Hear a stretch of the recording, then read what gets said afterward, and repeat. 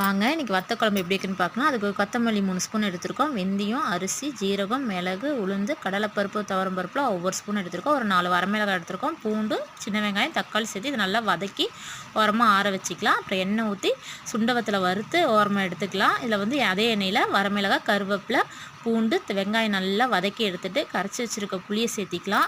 1/2 spoon மஞ்சத்தூள், குழம்புக்கு தேவையான கல்லுப்பு சேர்த்திக்கலாம். இந்த வறுத்து வச்சுருக்கதை அரைச்சிட்டு வந்துக்கலாம்.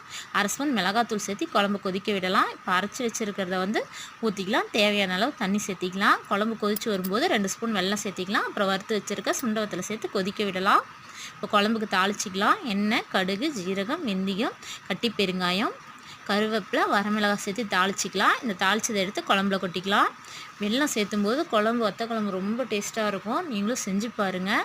இந்த வத்தல் தான் சேர்த்துணுன்னு இல்லை, உங்களுக்கு பிடிச்ச மாதிரி வத்தல் சேர்த்திக்கலாம். குழம்பு சூப்பராக இருக்குங்க. வத்த குழம்பு சூப்பராக இருக்கும். செஞ்சு பாருங்கள்.